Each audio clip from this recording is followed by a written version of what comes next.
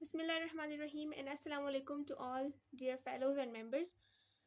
Last video में हमने कुछ डिटर्मिनेंट के क्वेश्चन किए थे और उसके बाद ये मोस्ट इंपॉर्टेंट वीडियो है कि अगर आपको प्रॉपर्टीज़ ऑफ डिटर्मिनेंट पता होंगी, अगर आपको डिटर्मिनेंट की प्रॉपर्टीज़ के बारे में पता होगा, अगर आपको डिटर्मिनेंट के रूल्स के बारे में पता होगा, तो आपको उसके क्वेश्चन सॉल्व करने में कोई भी प्रॉब्लम नहीं फेस करनी पड़ेगी। ठीक है, तो इसके कुछ प्रॉपर्टीज़ हैं, इसके कुछ रूल्स हैं जो कि आपको पता होने चाहिए कि कौन से रूल्स होते हैं।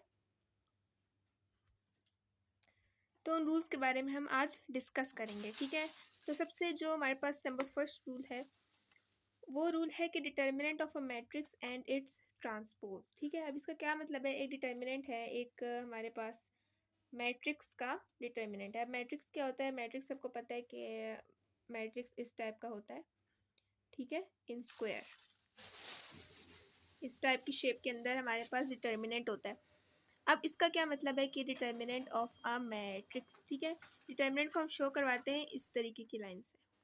ठीक है, इसके अंदर जो भी हमारे पास वैल्यूज आती हैं उसको हम कहते हैं डिटर्मिनेंट ऑफ अ मैट्रिक। ठीक है, अब सीन क्या है कि हमारे पास जो फर्स्ट रूल है, जो फर्स्ट प्रॉपर्टी ऑफ डिटर्मिनेंट है, वो कहती है कि determinant of a matrix and its transpose. Determinant of matrix है, ठीक है, एक डिटर्मिनेंट है जिसको हम नाम दे देते हैं ए के इक्वल डिटर्मिनेंट है। अब आप सबको पता है कि ट्रांसपोज क्या होता है। ट्रांसपोज क्या होता है कि हम रो को कॉलम में चेंज कर देते हैं या कॉलम को रो में चेंज कर देते हैं। तो उसका मतलब होता है, फॉर एग्जांपल जिसको समझ नहीं आ रही उसको मैं यहाँ पे बता देती हूँ। जैसे A B see it's a रो। ठीक है, ये एक हमारे पास रो है। अब इस रो को जब मैं कॉलम में चेंज करूँगी तो मैं इसको ऐसे लिखूँगी ए बी सी। कोई चेंज आया? ठीक है, अब इनमें कोई चेंज ना आना, क्या वो हमारे पास प्रॉपर्टी को रिमेंबर करवा रहा है? कौन सी प्रॉपर्टी को रिमेंबर करवा रहा है? वो हमें यही बताने की कोशिश कर रहा है कि ए एक डिटर्मिनेंट है जिसके इक्वल होगा उसके ट्रांसपोज के, यानी उसके ऊपर कोई चेंज ही नहीं आएगा। जो ए है उसका ट्रांसपोज भी लेंगे तो वो ए ही रहेगा। ये प्रॉपर्टी है फर्स्ट। अब हम चलते हैं सेकंड प्रॉपर्टी की तरफ। सेकंड प्रॉपर्टी है हमारे पास determinant of a product. Product क्या होता है? जब हम दो चीज़ों को मल्टीप्लाई कर लेते हैं। ठीक है, इस तरह से जब हम दो चीज़ों को मल्टीप्लाई कर लेते हैं तो वो कहलाता है product of matrix. Product of matrix. अब एक डिटर्मिनेंट है ए और एक डिटर्मिनेंट है बी।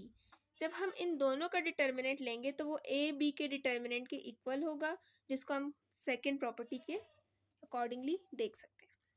थर्ड प्रॉपर्टी हमारे पास क्या है? थर्ड प्रॉपर्टी है determinant of inverse of a matrix, original matrix. ठीक है, एक ओरिजिनल मैट्रिक है ए, इसका इनवर्स, जब हम इस ए का इनवर्स लेंगे तो वो इक्वल होगी इनवर्स ऑफ डिटर्मिनेंट के। ठीक है, ये इनवर्स ऑफ मैट्रिक के जो डिटर्मिनेंट होगा वो इसके इक्वल हो जाएगा। तो ये हमारे पास है थर्ड प्रॉपर्टी। फोर्थ प्रॉपर्टी की तरफ अगर हम चलें तो फोर्थ प्रॉपर्टी इज अबाउट कि determinant of a matric with zero और जीरो कॉलम। अगर मेरे पास एक डिटर्मिनेंट है और उसकी फर्स्ट रो जो है ऑल ऑफ ज़ीरोज़, सेकंड और थर्ड रो में जो है वो नंबर है, तो हमारे पास डिटर्मिनेंट का ये रूल बनता है कि अगर कोई भी रो, अगर कोई भी कॉलम या कोई भी रो के तमाम एलिमेंट्स ज़ीरो होंगे तो डिटर्मिनेंट क्या हो जाएगा? ज़ीरो हो जाएगा। तो डिटर्मिनेंट क्या हो जाएगा? ज़ीरो के इक्वल हो जाएगा। कोई भी रो या कोई भी कॉलम के ऑल एलिमेंट्स अगर ज़ीरो हैं तो डिटर्मिनेंट ज़ीरो के इक्वल हो जाएगा। अब हम चलते हैं नेक्स्ट प्रॉपर्टी की तरफ। नेक्स्ट प्रॉपर्टी हमारे पास है प्रॉपर्टी नंबर 5। ठीक है, प्रॉपर्टी नंबर 5 क्या कहती है? वो कहती है कि विद आइडेंटिकल रो। अगर हमारे पास एक मैट्रिक्स है और उसके दो रोज आइडेंटिकल हैं, ठीक है, दो रोज आइडेंटिकल मीन्स सेम, अगर दो रोज उसके सेम वैल्यूज के हैं, यहाँ पे सिर्फ 1 नहीं, यहाँ पे सिर्फ 0 नहीं, यहाँ पे कुछ भी हो सकता है, लाइक 4 5 6 4 5 6 7 8 9। ठीक है, अब ये दो रोज आप देख सकते हैं कि सेम है, आइडेंटिकल है, तो इसका मतलब है कि हमारे पास ये वाला डिटर्मिनेंट किसके इक्वल है? 0 के इक्वल। तो ये हमारे पास प्रॉपर्टीज ऑफ डिटर्मिनेंट है। एक दफ़ा मैं आपको रीकैप दे देती हूँ। रीकैप मैं आपको कैसे दूंगी कि फर्स्ट हमारे पास ये वाली प्रॉपर्टी थी कि ए इक्वल ए ट्रांसपोज। सेकंड है कि अगर हम प्रोडक्ट ऑफ डिटर्मिनेंट लेते हैं तो वो सिंपल डिटर्मिनेंट के इक्वल होगा। थर्ड है कि किसी भी मैट्रिक का इन्वर्स अगर हम लेंगे तो वो ओरिजिनल मैट्रिक के इक्वल होगा। फोर्थ है कि अगर हम किसी भी रोज़ या कॉलम के जो हमारे पास एलिमेंट्स हैं वो सेम होंगे तो भी ज़ीरो हो जाएगा। और नंबर 5 जो हमारे पास प्रॉपर्टी है वो क्या कहती है, अगर आइडेंटिकल रो होंगी तो भी हमारे पास 0 हो जाएगा।